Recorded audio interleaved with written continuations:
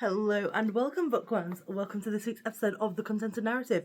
We are looking at Perdido Street Station by China Miéville. If I've pronounced the name wrong, as I've said in many other episodes, I'm extremely sorry. I'm not very good at names. So this is one of my folio societies, and you are very well aware of my folio societies and how much I love them. And they never leave the house. So they're sort of like when I'm reading. So for example, this one I was reading and it never left the house, and because it's quite a big boy, it meant that it took me a little bit longer to read than I would have necessarily wanted to.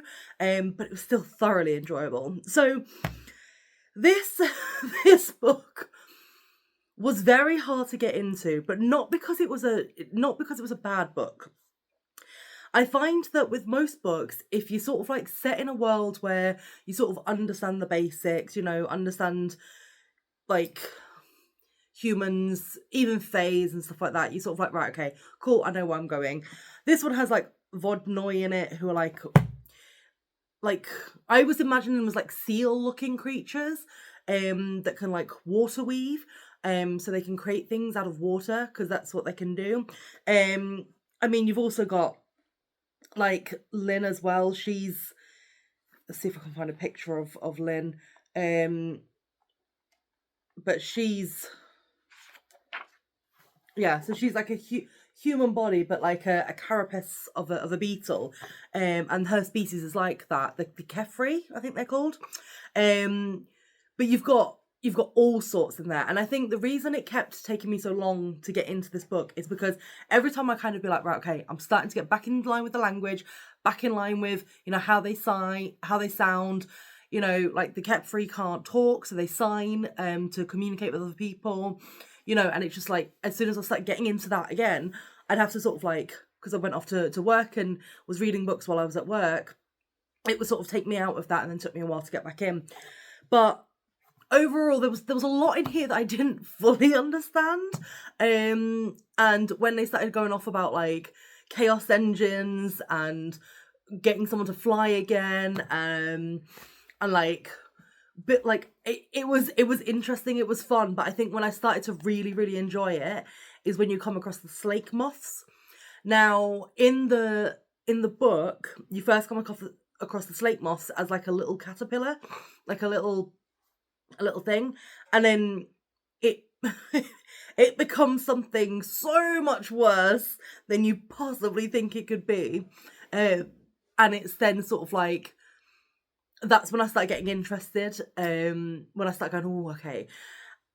Honestly, if you sort of like, it's really hard to describe this book, but if you're kind of into, straightforward narratives, and even if you're reading a bit of fantasy, but you're like, I prefer sort of like the Lord of the Rings fantasy where it's quite straightforward, this is probably not the best book for you. However, I would say give it a go, immerse yourself in the narrative, because the storylines of the people, the storylines of the characters that you come across and why they are the way they are, and you've got the militia as well, like working in line with the government. Then obviously you've got your boss, like your underworld crime bosses as well.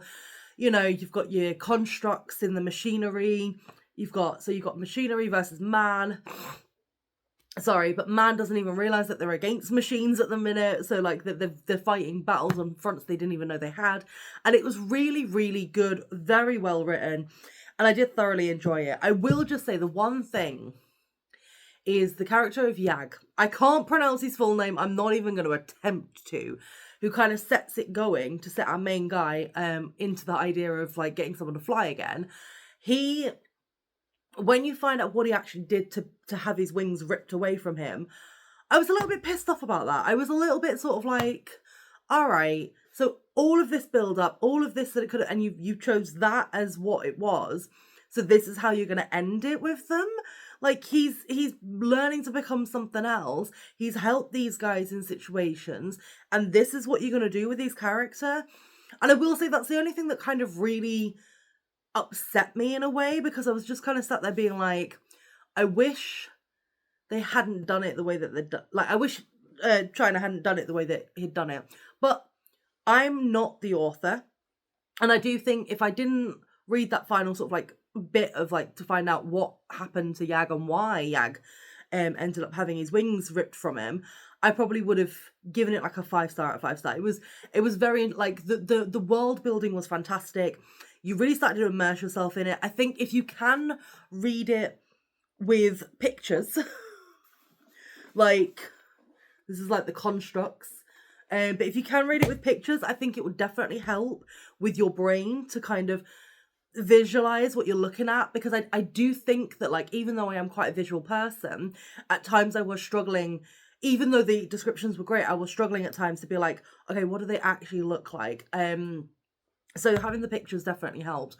I mean, if you've read this book before, you know, let me know below in the comments what you think.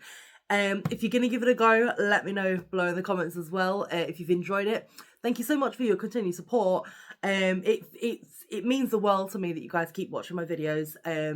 And honestly, just keep recommending books to me, and I'll definitely put them on my list, and I'll give them a go. But thank you so much for your continued support, and remember to always keep it contento.